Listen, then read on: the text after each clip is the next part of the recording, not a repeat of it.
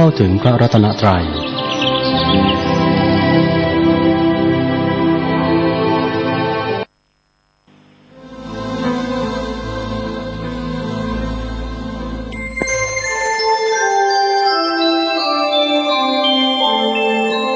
ขณะนี้ท่านกำลังฟังสถานีวิทยุกระจายเสียง FM 104.5 เมกะเฮิรตซ์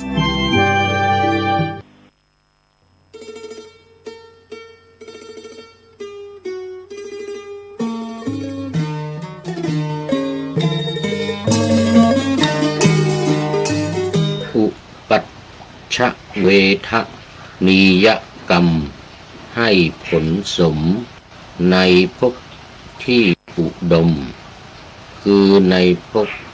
หน้าหากกรรมนั้นยังส่งผลไม่หมดในชาตินี้หลังทำการละโลกนี้นำจิตที่เศร้าหมองและเต็มไปด้วยโทษโทสะจะนำพาไม่เกษมไปสู่นรกเข้มเปรตหรืออสุรกายหรือสัตว์เดรัจฉานไม่สำราญคืออบายและถ้าหากว่าได้กลับมาเกิดในเมืองคนอีกครั้งก็มักจะเป็นโรคระบาดปี้ปนมีรูปร่างพิกลอัปลักษณ์ถูกใส่ความปรากฏเนี้ยวพาซวยด้วยการจ้วงจาบลวนลามพระทุดงหลายยามยุคดิจิเท่าวาจาไม่ได้จำกัดหยุดแค่เสียงพูดหากแต่ว่าขยายถึงภาษาเขียนอักษรและตีพิมพ์จึงเกิดเป็นผลกรรมนิ้วระยำอย่างสุดลิ่มจากการเขียนและพิมพ์ในสมัยการคอมเมนต์ด่าทอส่อเสียดแอบอ้างหลอกกันหรือวิพากษ์วิจารณ์พระเดินทุดงด้วยความนองคันปากคันมือมากเหมารวมพร่ามจักเป็นวจีกรรมผ่านคีย์บอร์ดผ่านทางกายความน่ากลัวของยุคนี้คือปลุกแผ่ขยายวงกว้างเมื่อเราใช้การพิมพ์ข้อความโจมตีด้วยประการต่างๆพล่านแล้วก็มีคนแชร์ต่อเรียวรี่คล้อยตามด่าซ้ำเป็นหมื่นคนผู้เริ่มพิมพ์เพิ่มเติมกลายเป็นครันต้นอกุศลกันนั้นทั้งหมดทวีคูณส่งผลให้เกิดความพินาศทรามทางเสื่อมสูญชื่อเสียงและทรัพย์พูนอย่างรวดเร็วขอถวายความนอบน้อมแด่พระรัตนตรัยมีพระพุทธเจ้าเป็นต้นขอถวายความเคารพพระมหาเถระพระเถรานุเถระเจ้าคณะพระสังฆาธิการทั่วโลกมีพระเดชพระคุณพระธรรมเสนาบดีเจ้าคณะภาค7วัดพระธาตุดอยสุเทพเป็นต้นและขออำนวยพรแด่ท่านผู้ฟังท่านผู้ชมสาธุชนพุทธบริษัททั้งหลายวันนี้รายการพระไตรปิฎกลอยฟ้าก็ลอยมาจากวัดพระธาตุดอยสุเทพผ่านทางเฟซบุ๊กไลฟ์สวัยเทพบุญและ EP 3วัดฝายหินเข้าสู่สถานีวิทยุ5แห่ง คือสถานีวิทยุพระพุทธศาสนาแห่งชาติและจริยธรรมวัดพระธาตุดอยสุเทพระบบ FM 96 เมกะเฮิรตซ์มีพ่อครูนพนามวงกลมเป็นผู้อำนวยการอาจารย์พระมหาประสิทธิ์ประสาธิโกเป็นหัวหน้าสถานีและอาตมาภาพพระครูปริยัติยานุศาสตร์เป็นผู้บรรยายเป็นประจำทุกวันเวลา 23 นาฬิกา 5 ทุ่มตรงถึง 24 นาฬิกาเที่ยงคืน2 สถานีวิทยุเพื่อการศึกษาพระพุทธศาสนาหรือวัฒนธรรมวัดฝายหินตำบลสุเทพอำเภอเมืองจังหวัดเชียงใหม่มีพระครูสมุวิสุวัฒน์วรกิจโจเจ้าอาวาสวัดฝายหินเป็นผู้อำนวยการ3 สถานีวิทยุคลื่นสีขาวเพื่อชาวประชาวัดปากทางเจริญอำเภอดอยหล่อจังหวัดเชียงใหม่มีพระครูอภิวัฒนวิกรมเจ้าอาวาสวัดปากทางเจริญรองเจ้าคณะอำเภอดอยหล่อเป็นผู้อำนวยการ4 สถานีวิทยุชุมชนคณะสงฆ์อำเภอฝางวัดพระพุทธบาทอุดมหรือน้ำบ่อสาวามีพระเดชพระคุณหลวงพ่อพระครูสุจิตตานุรักษ์เจ้าคณะอำเภอฝางเป็นผู้อำนวยการและสุดท้ายสถานีวิทยุมจร.วิทยาลัยสงฆ์นครลำปางมีอาจารย์กีรศักดิ์ปันรำเป็นผู้อำนวยการทั้ง4 สถานีหลังนี้ออกอากาศเวลา 8 ถึง 9 นาฬิกาวันจันทร์ถึงวันศุกร์ก็ขอโมทนาขอบคุณท่านผู้อำนวยการทุกรูปทุกคนไว้ณที่นี้เป็นอย่างยิ่ง วันนี้ก็เข้ามาสู่เนื้อหาสาระกันเลยขึ้นเรื่องใหม่แล้วขึ้นเรื่องใหม่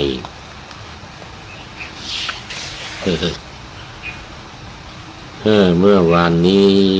ก็จบไปเรื่องของอาการ32เป็นเรื่องที่3ในเล่มที่25พระสูตรขุททกนิกายขุททกปาฐะซึ่งก็ว่าด้วยเรื่องเล็กๆน้อยๆธรรมะกระจัดกระจายตั้งก็มารวมกันอยู่ในเล่มนี้อรรถกถาพระธรรมอรรถกถาพระวินัยมาอยู่ในเล่มนี้ นี่วันนี้ก็เป็นเรื่องที่4ดูไปดูมางง กำลังพักผ่อนตื่นมาวันนี้พักผ่อนดีมากตื่นขึ้นมาก็แช่มชื่นเบิกบานแต่เสียงยังไม่ค่อยดีเนื่องจากหวัดตั้งแต่ตอนกลางคืนมากลางวันนี้ก็ยังหวัดลงคอเสียงยังไม่ค่อยดี ฝนก็ตกซึมทุกทั้งวันนี่ก็ห่างๆไปหน่อยเครียดก็ห่างๆไปหน่อยแล้วเครียดปุ๊บเครียดข้างๆนี้ มาเรื่องที่3วันนี้สามเณรปัญหาว่าด้วยการถามปัญหากับโสปากะสามเณร โอ้นี่โมเมื่อวานนี้ว่าว่าเรื่องสามเณรไปแต่มันยังไม่จบมันยังไม่จบถูกแล้วอะไรชื่อว่า6อะไรชื่อว่า7เนี่ยนะอะไรชื่อว่า6อะไรชื่อว่า7อะไรชื่อว่า4 5เมื่อวานนี้4 5ว่าไปแล้วอริยสัจ4แล้วก็อะไรชื่อว่า5อุปทานขันธ์ขันธ์5รูปเวทนาสัญญาสังขารวิญญาณอะไรชื่อว่า6ได้แก่อายตนะ6อายตนะภายนอกทีนี้อายตนะภายใน6เอาอายตนะภายในเป็นหลักคือตาหูจมูกลิ้นกายใจอันนี้ว่ากันมาตลอดอะไรชื่อว่า7นี่ได้แก่โพชฌงค์7อันนี้ว่าไปเมื่อวานวันนี้มาอะไรชื่อว่า8อะไรชื่อว่า8ได้แก่อริยมรรคมีองค์8ประการโอ้ตรงนี้สำคัญมากจนกระทั่งว่าเรื่องพระอรหันต์จนกระทั่งเรื่องพระอรหันต์เลยทีเดียวที่พระพุทธองค์ตรัสว่าตราบใดที่ยังมีการปฏิบัติมักมีองค์8ประการนี้โลกนี้ก็จะไม่ว่างจากพระอรหันต์นี่นะขนาดนั้นเลยทีเดียวเรื่องก็เกิดจากสาวกองค์สุดท้ายคงจำกันได้ว่าชื่อสุภัททะนะสุภัททะเป็นปริพาชกคือนักบวชของศาสนาพราหมณ์สมัยนั้นนุ่งผ้าขาวเข้ามาตอนเย็นที่วันที่พระพุทธองค์จะปรินิพพานเลยทีเดียววันที่พระพุทธองค์จะปรินิพพานแล้วก็มาเถียงกันกับพระอานนท์อยู่ที่หน้าประตูพระอานนท์ไม่ยอมให้เข้าโอ้มาแล้วท่านนายพล ท่านนายพลนเรศจิตรักอาทิกัลยาณธัมโม อาทิกัลยาณธัมโมมาแล้วกำลังผ่านไป15 นาทีนะ15 นาทีกราบนมัสการครับผมติดตามครับเหมือนกันนะโอ้สาธุวันนี้กำลังเริ่มรายการแรกนะนายพล พักผ่อนหลับนอนเนื่องจากเมื่อคืนที่แล้วนอนดึก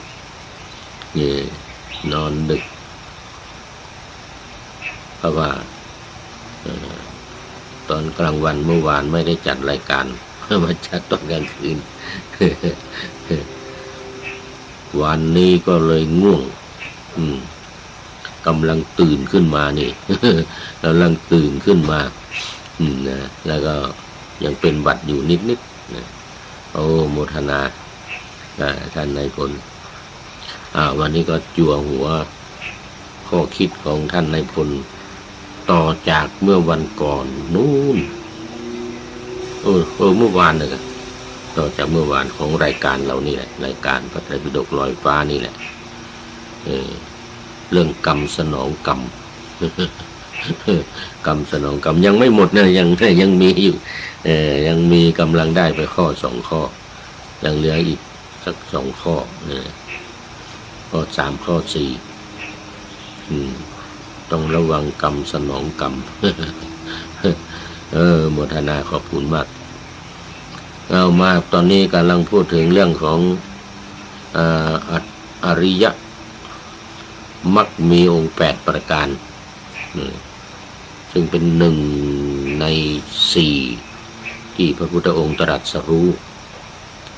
และพระพุทธองค์ก็ทรงยืนยันมาตลอดว่าถ้าไม่มีอริยถังคิกมรรคเนี่ยนะ มักมีองค์8ประการที่ประเสริฐนี่นะธรรมที่ประเสริฐนี่นะพระพุทธองค์ก็ไม่ได้ตรัสรู้เหมือนกันพระพุทธองค์ก็ไม่ได้บรรลุเป็นพระพุทธเจ้าเหมือนกันเพราะอริยมรรค8ประการนี้พระพุทธองค์จึงตรัสรู้เป็นพระอนุตตรสัมมาสัมโพธิญาณและในโลกเนี่ยถ้าปฏิบัติตามอริยมรรคมีองค์8ประการเนี่ยโลกนี้ก็จะไม่ว่างจากพระอรหันต์นี่ที่พระพุทธองค์ตรัสกับสุภัททะสาวกองค์สุดท้ายนี่ที่เข้าไปถามปัญหาถามพระพุทธเจ้านี่นะไปถามว่าคนที่อยู่ศาสนาอื่นเนี่ยอย่างกับผมเนี่ยว่านะอย่างมอมฉันเนี่ยว่านะอย่างมอมฉันเนี่ยหรือคนศาสนาอื่นไม่รู้ศาสนาไหนก็ตามเป็นพระอรหันต์ได้หรือไม่ว่างั้นเป็นพระอรหันต์ได้หรือเปล่าว่างั้นได้ไหมว่างั้นมีไหมว่างั้นมีไหมคนนอกศาสนาของพระพุทธองค์เนี่ยเป็นพระอรหันต์มีไหมว่างั้นพระพุทธองค์ก็เลยตรัสยืนยันข้อนี้แหละยืนยันอริยมรรคนี่แหละสุภัททะนะภิกขุสัมมาวิหารยุง สัมมาวิหารยุงอสุญโยโลโกอรหันเตหิอัสสะยืนยันอย่างแข็งขันเลยถ้ายังปฏิบัติถ้าภิกษุปฏิบัติตามมรรคมีองค์8ประการนี้จะสัมมาวิหารยุงเลยนะหมายถึงการปฏิบัติตามมรรคมีองค์8ประการนี้โลกนี้ก็จะไม่ว่างจากพระอรหันต์อสุญโยโลโกอรหันเตหิอัสสะโลกนี้ก็จะไม่ว่างจากพระอรหันต์ทั้งหลายอรหันเตหิเนี่ยอรหันต์พระอรหันต์ทั้งหลายอสุญโยเลยอสุญโยโลโกโลกนี้จะไม่ว่างจากความเป็นพระอรหันต์ทั้งหลายพระอรหันต์ทั้งหลายก็จะมีอยู่ถ้าหากว่ามีการปฏิบัติตามมรรคมีองค์8ประการนี้อย่างเคร่งครัดนี่นะ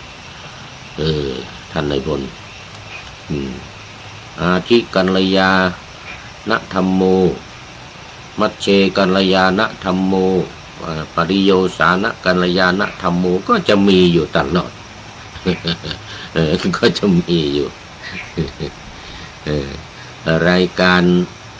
ของผู้พูดนี่ก็จะมีอยู่ตลอดถ้ามีผู้ปฏิบัติมักมีองค์8นี่นะถ้ามีผู้คอมเมนต์เข้ามาในเบื้องต้นท่ามกลางเลยที่สุด รายการนี้ก็จะมีอยู่ตลอดไปชั่วฟ้าดินสลายเลยทีเดียวเพราะอะไรก็มีคนคอมเมนต์เข้ามาไม่ใช่คอมเมนต์ด่าพระนะเหมือนช่วงหัววันนี้นะมันจั่วหัววันนี้บอกว่าท่านนายพลบอกว่าโอ้ไม่ใช่เพราะการพูดเท่านั้นนะไม่ใช่เพราะการพูดเท่านั้นการเขียนนี่แหละท่านเขียนคอมเมนต์ด่าพระนี่เพราะว่าด่าพระสงฆ์ก็เท่ากับด่าพระรัตนตรัยนะเท่ากับด่าพระรัตนตรัยไม่ใช่ว่าการพูดเท่านั้นการเขียนด้วยโอ้สิ่งที่น่ากลัวในปัจจุบันนี่นะสิ่งที่น่ากลัวในปัจจุบันนี่ก็คือการเขียนเดี๋ยวนี้โซเชียลต่างๆการโปรโมทของนักข่าวใช่ไหมของนักข่าวสำนักนั้นสำนักนี้ เอาจีล่าบ้างอะไรTNN บ้างต่างๆเนี่ยนะที่เขียนออกมาเนี่ยนะนี่แหละตัวสำคัญนะอันตรายมากสาธุติ๊กแล้วกัน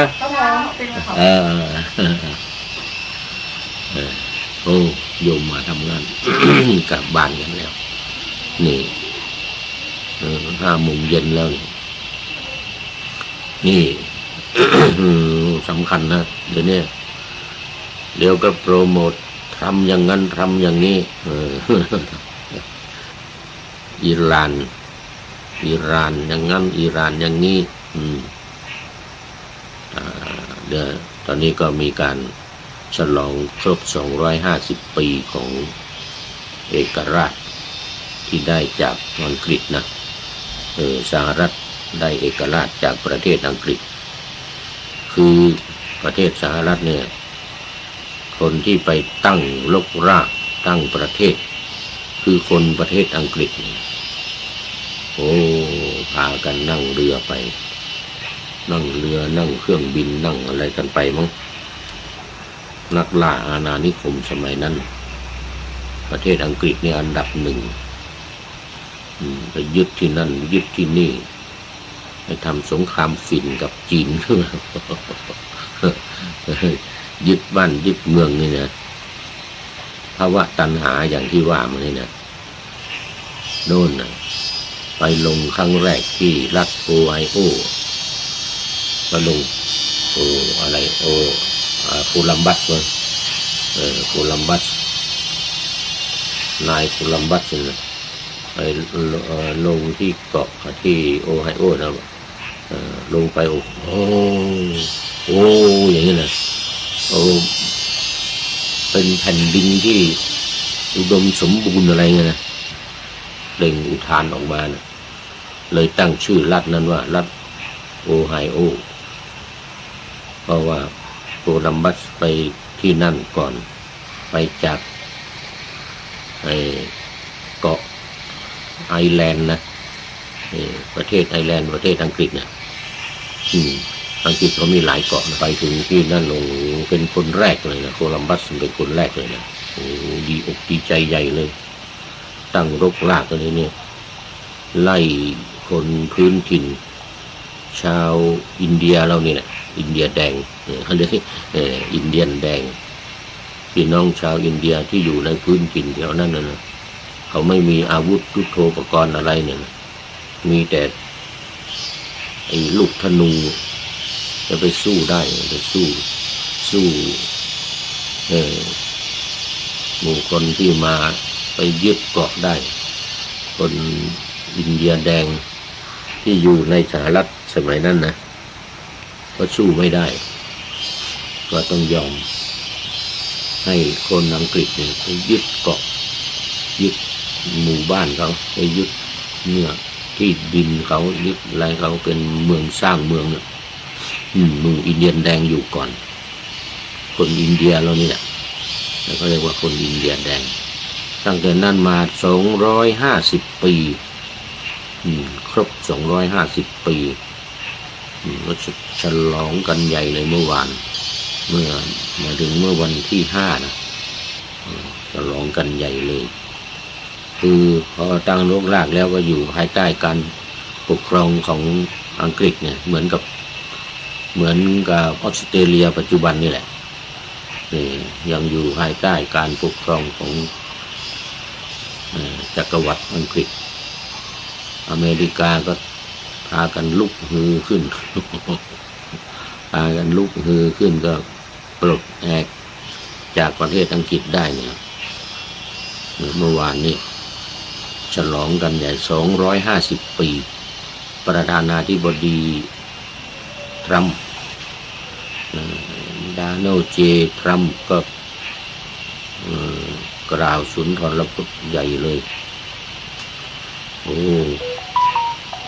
ได้เอกราชจากประเทศอังกฤษอันนี้ไม่ต้องเป็นเมืองขึ้นไม่ต้องอยู่ภายใต้จักรวรรดิอังกฤษไม่ต้องอยู่ภายใต้ ในการปกครองของประเทศอังกฤษเนี่ยประกาศใหญ่โตเลยเมื่อวานนี้นี่ทางด้านอิหร่านก็ทำพิธีจะฝังศพของผู้นำสูงสุดจะฝังศพของผู้นำสูงสุดเริ่มมากำลังเริ่มมาเหมือนกัน2-3 วันมาเนี่ย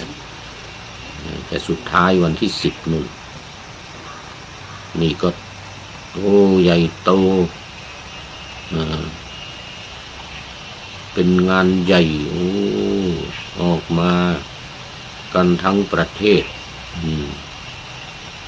มาร่วมกันนี่เป็น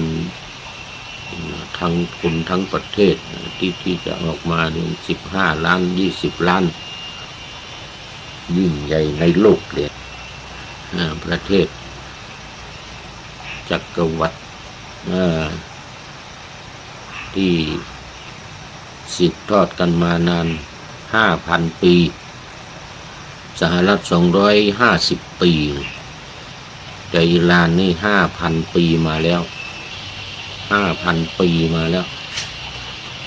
ยังไม่เคยล่มสลาย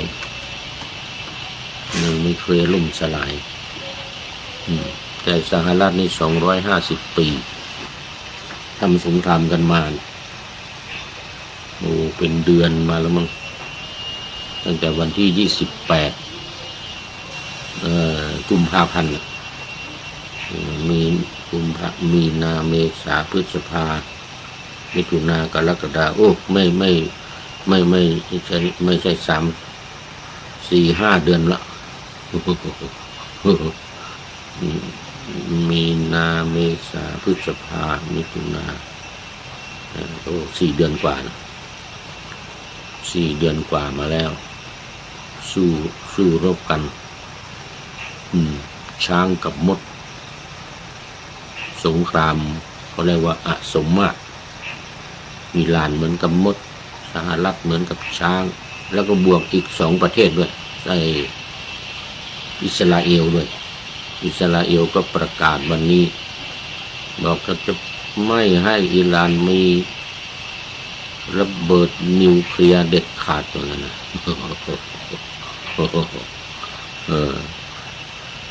จะต้องรบยนชนะนะหัวหน้าไซออนิสต์ประกาศเด็ดเดี่ยวเลยวันนี้เนทันยาฮูของอิสราเอลอิสราเอลสหรัฐ2 ประเทศรบกับอิหร่านสงครามอสมมาตรช้างกับมดฉลองไม่ใช่ฉลองตอนนี้ก็มีความโศกเศร้ากันใหญ่ที่ถูกสหรัฐกับอิสราเอลฆ่าผู้นำสูงสุดคามาเนอีเพราะว่าไม่มีอริยมรรคมีองค์8ไม่ว่าจะอาทิกัลยาณังมัชเชกัลยาณังปริโยสานกัลยาณังไม่มีไม่เอากันข้าวฟันลันแทงกันอย่างมโหฬารผู้นำอิหร่านตายไปเป็น40 กว่าคน50แล้วมั้งตอนนี้เพราะว่าทยอยฆ่าเรื่อยๆหัวหน้าใหญ่ๆหัวหน้าใหญ่ๆตอนนี้ก็อิสราเอลก็ประกาศ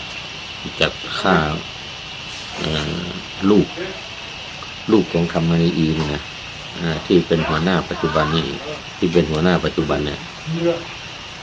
จะต้องล้มระบบการปกครองของอิหร่านให้ได้เอาหัวหน้าลงให้ได้อันนี้ลูกของคามาเนอีปัจจุบันนี่ก็ยังประกาศกล้าวเหมือนกันจะต้องล้างแค้นให้พ่อล้างแค้นให้พ่อในการชุมนุมในการออกมาในงานแสดงความเศร้าโศกเสียใจกับการที่จะ ฝังศพผู้นำสูงสุดเนี่ยมีการยกธงแดงกันด้วยนะเป็นธงอาฆาตเลยนะจะล้างแค้นให้กับผู้นำสูงสุดของเขาอันนี้ธงแดงยกธงแดงขึ้นประกาศจะล้างแค้นให้กับปะทะหัวหน้าสูงสุดนี่เพราะอะไรอริยมรรคมีองค์8ประการไม่มีผมไม่ถามถึงนะเรื่องศีล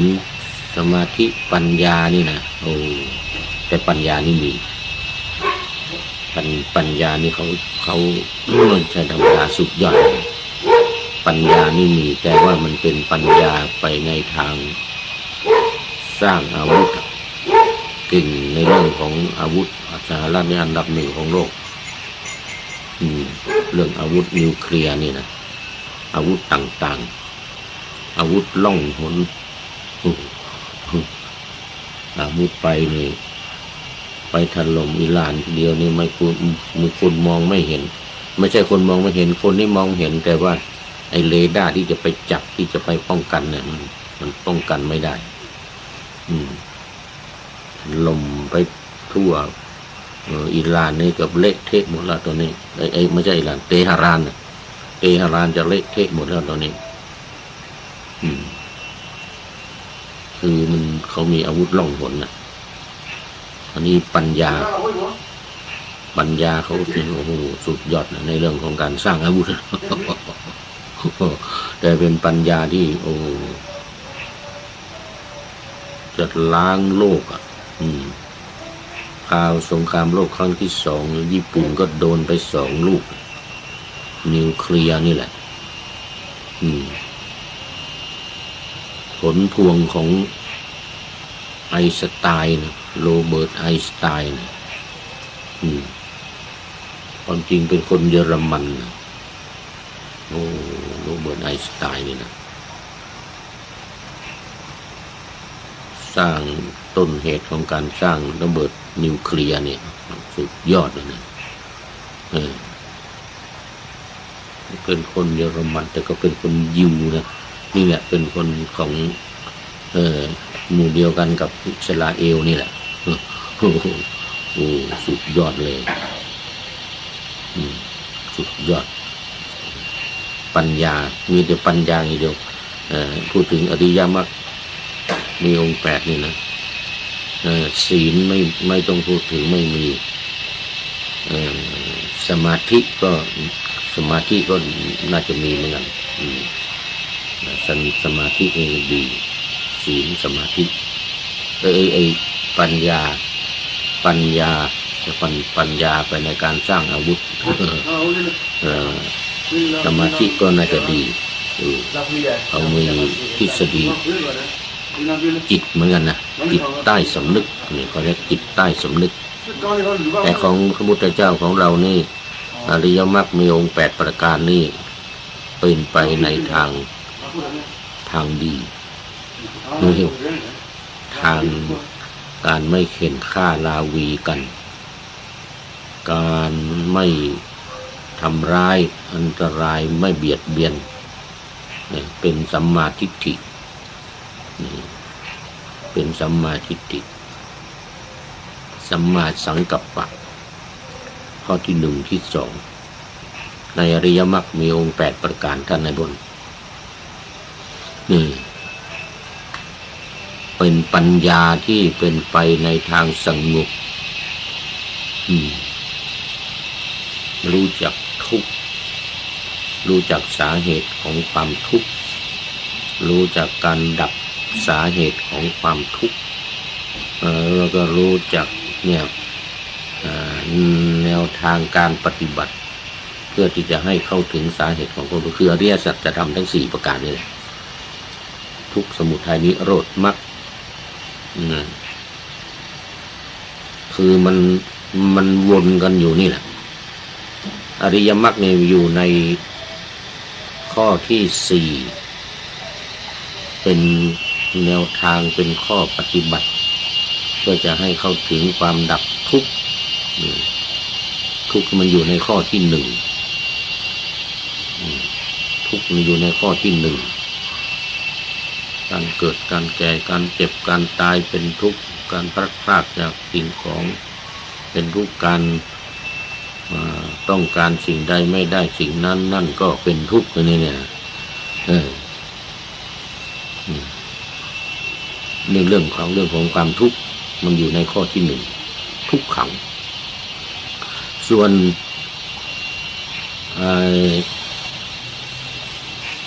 ทางที่จะเข้าไปสู่การดับทุกข์ที่เรียกว่าอริยมรรคเนี่ยมันไปอยู่ในข้อที่สี่มันก็แปลกเหมือนกันแนวทางในการปฏิบัติมันน่าจะอยู่ข้อที่หนึ่งแล้วดำเนินไปให้ถึงการดับทุกข์ดำเนินไปให้ถึงสาเหตุดับสาเหตุของความดับทุกข์นี่นะแต่การวางเนี่ยในอริยมรรคเนี่ยไปวางผลก่อนแล้วสาวไปหาเหตุนี่เรื่องมันนะธรรมะของพระพุทธเจ้านี่เป็นอย่างนี้นะวางผลก่อนคือทุกข์ข้อที่หนึ่งเอาทุกข์มาเป็นข้อที่หนึ่งให้เห็นทุกข์ก่อนแล้วสาวไปหาว่าสาเหตุของความทุกข์นี่มันคืออะไรแล้วไปวางข้อปฏิบัติแนวปฏิบัติในการดับทุกข์เอาไว้ข้อสุดท้ายข้อที่สี่แปลกไหมท่านนายพลว่าแปลกไหมไม่เหมือนมนุษย์มนาคนอื่นที่เขาคิดทฤษฎีอะไรกันนะไม่ว่าจะเป็นทฤษฎีทางด้านคณิตศาสตร์คณิตศาสตร์เขาจะดูต้นก่อนนะดูต้นเหตุก่อนนะทางคณิตศาสตร์เนี่ยแล้วก็ผลทำไปก่อนแล้วผลว่าทีหลังผลมันจะเกิดทีหลังอย่างเรื่องของคณิตศาสตร์เนี่ยไม่ว่าจะเป็นเลขาคณิตหรือจะเป็นอะไรก็ตามนี่นะต้นก่อนแต่นี่อริยสัจสี่ของพระพุทธเจ้านี่เอาผลมันก่อนทุกข์ก่อนทุกข์ขึ้นก่อนเปรียบมันก็จะว่าไปมันก็ถูกเหมือนกันนะเปรียบเหมือนกับหมอที่จะรักษาโรคจะต้องรู้โรคเสียก่อนว่ามันเป็นอะไรใช่ไหมรู้ว่าโรคนี่มันเป็นอะไรแล้วก็ดูสาเหตุของโรคเนี่ยมันเกิดมาจากอะไรแล้วจึงหายามารักษานี่มันเหมือนทฤษฎีของพระพุทธเจ้านะจะว่าแปลกแต่ว่าแปลกก็ไม่แปลกนะเป็นเรื่องถูกนะเอาหมอเนี่ยจะรักษาใครเนี่ยจะต้องดูโรคเสียก่อนว่าเป็นอะไรเป็นโควิดเหรอโควิดพอเสร็จแล้วก็สาวไปหาว่ามันสาเหตุมันมาจากอะไรแล้วก็ทำดูสาเหตุก่อนหมอเนี่ยเป็นมะเร็งเหรอตรวจดูว่าเป็นมะเร็งก่อนเป็นอะไรอีกโรคปัจจุบันเนี่ยที่เกิดขึ้นเนี่ยแล้วจึงหาคิดค้นยาว่ามันเกิดมาจากอะไรและอะไรที่จะแก้ไขเหตุของมันพูดถึงเรื่องนี้เนี่ยก็เกิดจากสหรัฐนี่เหมือนกันนะพูดถึงโควิดเนี่ยโควิดเนี่ยมาจากนู่นเนี่ยโคโลราโดนู่นเนี่ยสร้างไวรัสสร้างไวรัสแล้วก็เตรียมวัคซีนที่จะแก้นะแต่ว่าดันไวรัสไปปล่อยซะก่อนแล้วก็วัคซีนทำทีหลังก็เลยทำวัคซีนตามทีหลังเกือบไม่ทันทนตายกันไปเยอะได้วัคซีน มาแก้ในภายหลังไม่เตรียมวัคซีนก่อนไปปล่อยโควิดก่อนปล่อยเชื้อโรคก่อนเชื้อโรคไปปล่อยตัวเองไม่ปล่อยบ้านตัวเองไม่ปล่อยไปปล่อยประเทศจีนนู่นอู่ฮั่นนู่นไปเริ่มต้นอู่ฮั่นที่ประเทศจีนนู่นอันนี้เนี่ยโควิดนี่เนี่ยยาของโคโรนาของโคโรราโดนี่จากโคโรราโดของอเมริกานี่เนี่ยคิดกันเลยคิดสร้างกันเนี่ยอันนี้ถ้าจะผิดทฤษฎีเลยผิดทฤษฎีของพระพุทธเจ้านี่ดูโรคเสียก่อนก็คือดูความทุกข์ก่อนเสร็จแล้วก็ดูว่าสาเหตุของความทุกข์นี่มันมาจากอะไรสาเหตุของความทุกข์นี่มันมาจากอะไรเสร็จแล้วก็หายานี่อริยมรรคมีองค์8นี่คือยานะคือตัวยาอริยมรรคมีองค์8นี่คือตัวยาที่จะไปแก้ความทุกข์ที่จะไปแก้ความทุกข์อริยมรรคมีองค์8เนี่ยเป็นตัวยาที่จะไปแก้ความทุกข์คือข้อปฏิบัติแนวทางในการที่จะให้ทุกข์ดับไปพูดถึงเรื่องทุกข์ก่อนข้อที่1แล้วก็2สาเหตุสมุทัยสาเหตุของความทุกข์แล้วข้อที่3พูดถึงการที่จะดับมันการที่จะดับมันจะดับยังไงจะต้องไปดับที่ตัณหากามตัณหาภวตัณหาวิภวตัณหานี่เอาไปดับที่ตัณหานะเอาแล้วทีนี้จะเอาอะไรไปดับข้อ4จึงมามรรคมีองค์8มรรคมีองค์8นี่เป็นแนวข้อปฏิบัติเป็นแนวทางเป็นตัวยาในการที่จะไปดับนี่เห็นไหมวิธีคิดเราวางทฤษฎีของพระพุทธเจ้าสุดยอดสุดยอดเลยตรงกันข้ามกับคนสร้างไวรัสก่อนแล้วก็ยังไงนะงงเหมือนกันนะงงเหมือนกันสร้างวัคซีนตามไม่ทันสร้างวัคซีนตามไม่ทันพระพุทธเจ้านี่เตรียมวัคซีนไว้แล้วเตรียมตัวยาไว้แล้วเตรียมตัวยาไว้เพราะว่าไปดูปลายมันแล้วเนี่ยดูผลมันแล้วคือดูมวลรวมนะดูรวมดูผลมันเป็นอย่างนี้แล้วสาเหตุมันเป็นอย่างนี้สาเหตุเป็นอย่างนี้แล้วก็ถ้าจะดับมันจะต้องดับตัวนี้แล้วเอาอะไรมาดับเอาอะไรมาดับก็คือเนี่ยมรรคอริยมรรคมีองค์8เนี่ยมาดับความทุกข์มันดับความทุกข์ถ้ามันมาปฏิบัติ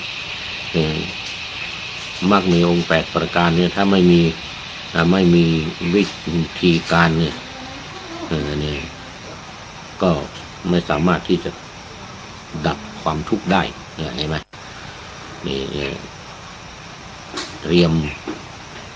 สูตรทฤษฎีในการดับทุกข์แต่ปัจจุบันเนี่ยเขาเป็นการสร้างทุกข์ไปตาม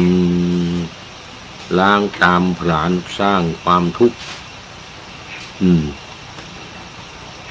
สร้างความทุกข์เสียก่อน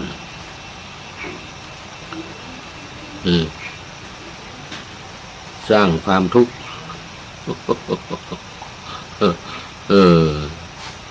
ต่างกันนะต่างกันเลยเดียวต่างกับทฤษฎีของพระพุทธเจ้าเลย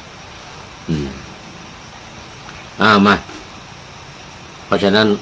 คำถามของสามเณรโสปากูโสปากะสามเณรที่ว่าชื่อว่าแปดเนี่ยมันคืออะไรเนี่ย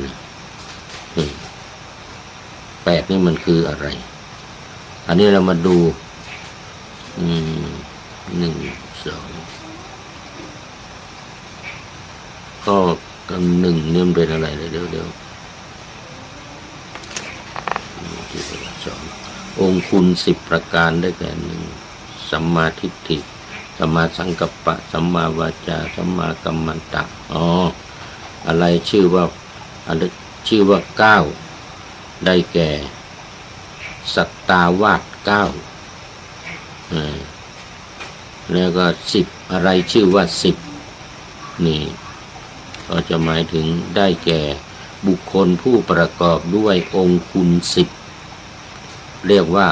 พระอรหันต์คราวนี้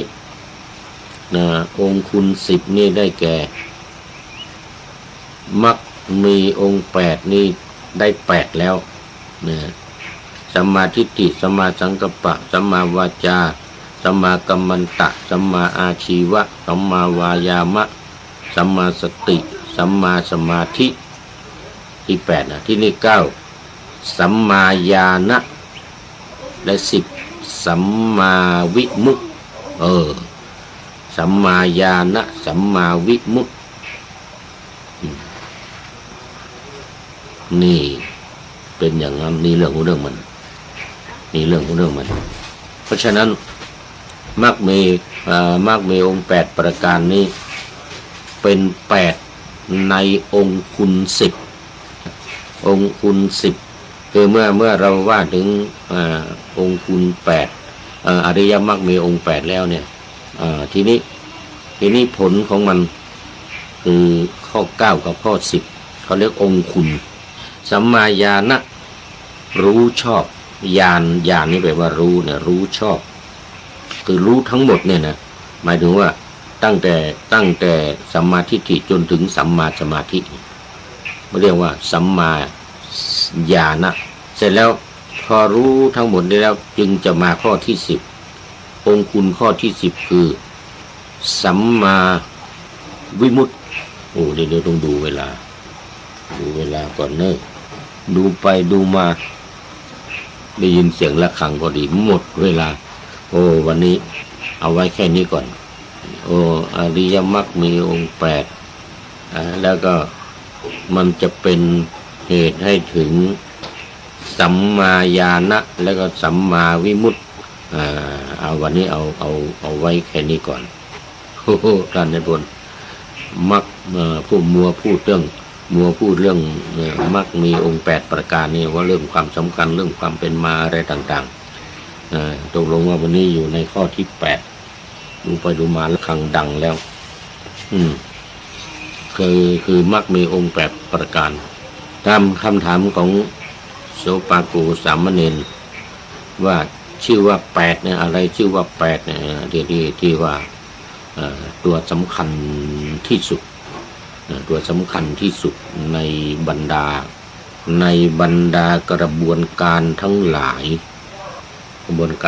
ายในอริยสัจ4มันมาอยู่ในข้อที่4คือมรรคทุกข์สมุทัยนิโรธแล้วก็มรรคนี่ตัวสำคัญทุกข์สมุทัยนิโรธมรรคเอาไว้แค่นี้ก่อนเดี๋ยวจะต้องมาคุยกันต่อในวันพรุ่งนี้ตอนนี้มันหมดเวลาต้องขออภัยเป็นเรื่องใหญ่เรื่องโตท่านนายพลวันนี้ก็ท่านนายพลก็เป็นอาทิกัลยาณธรรมโมมัชเชกัลยาณธรรมโมแล้วก็ปริโยสานะกัลยาณธรรมโมเหมาเลยวันนี้เหมาเลยโมทนาท่านนายพลเป็นอย่างยิ่งให้ข้อคิดท้ายรายการวันนี้มาต่อจากเมื่อวันก่อนเรื่องกรรมสนองกรรมมาต่อว่าตอนนี้เป็นอุปัชชเวทนิยกรรมมาถึงข้ออุปัชชเวทนิยกรรมอุปัชชเวทอุปัช ชเวทนียกรรมให้ผลสมในภพที่อุดมคือในภพหน้าหากกรรมนั้นยังส่งผลไม่หมดในชาตินี้หลังทำการละโลกนี้นำจิตที่เศร้าหมองและเต็มไปด้วยโทษโทสะไม่เกษมไปสู่นรกเข้มเปรตหรืออสุรกายหรือสัตว์เดรัจฉานไม่สำราญคืออบายและถ้าหากว่าได้กลับมาเกิดในเมืองคนอีกครั้งก็มักจะเป็นโรคระบาดปี้ปน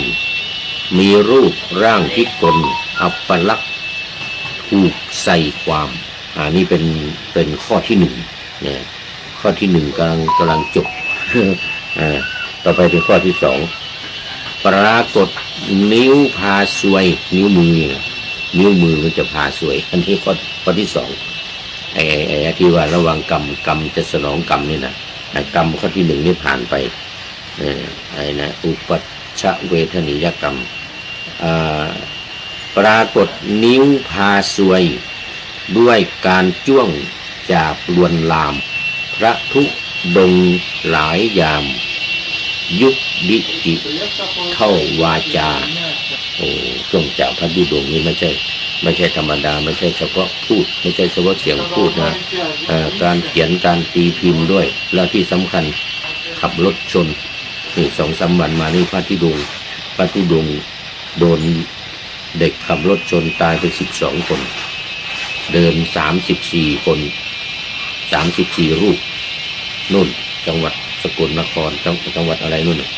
โดนเด็กขับรถชน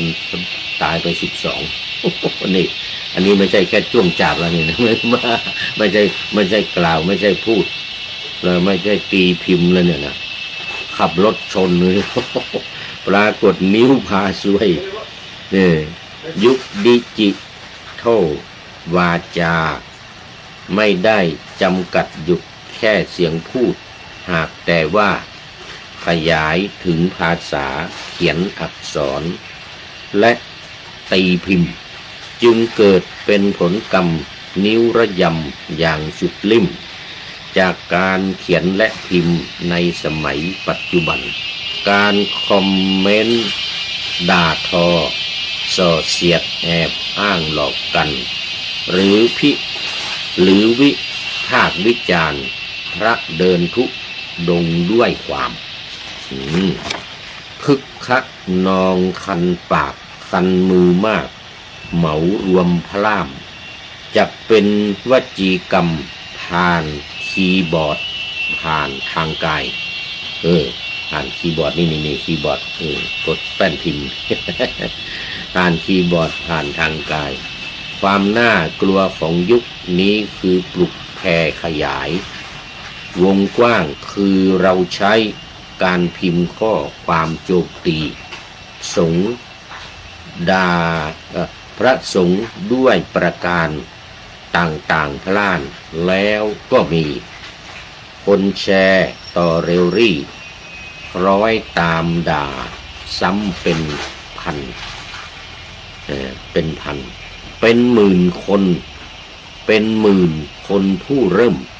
พิมพ์เพิ่มเติมกลายเป็นครันนี่หมายถึงมากนะครันต้นอกุศลกันนี่คือกรรมนะ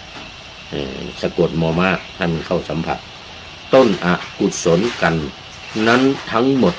ทวีคูณเพิ่มขึ้นนะ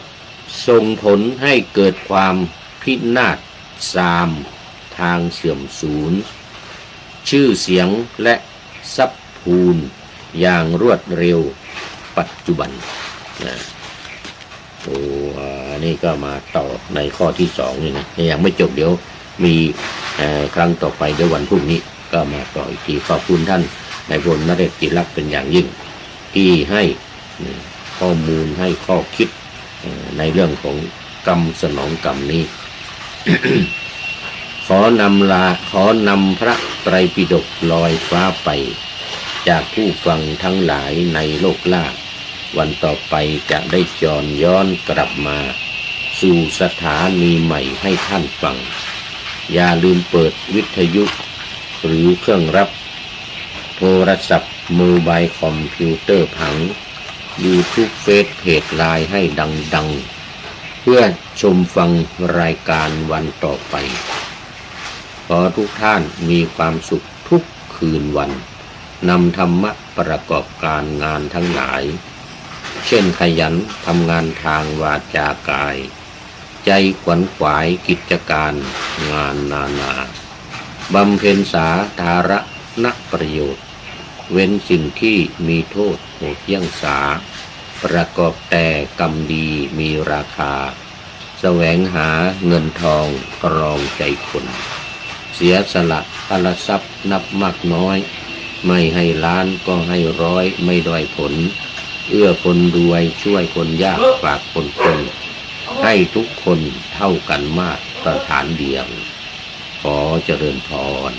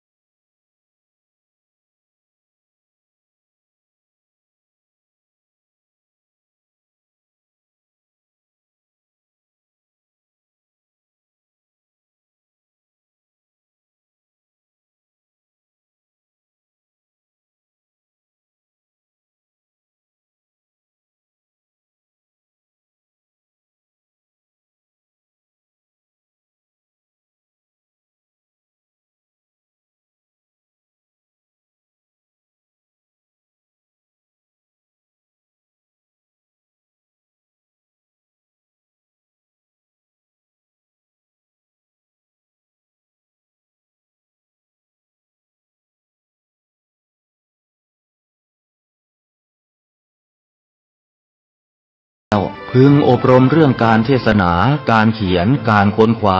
ซึ่งอาจจะเป็นเรื่องเฉพาะตัวแต่ก็สามารถฝึกขึ้นมาได้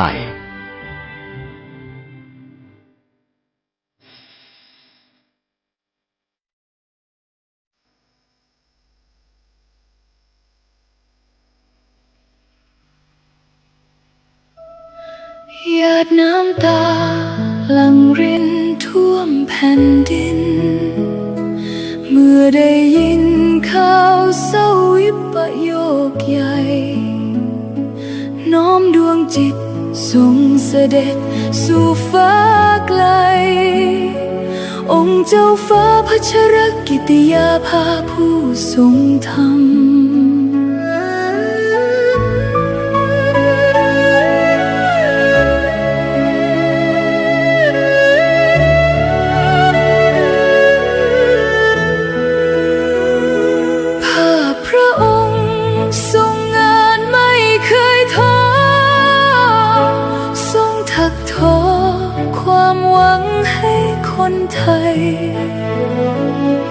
โครงการกำลังใจพระตราตรำชุบชีวิตผู้พลังทำให้ฟื้นคืน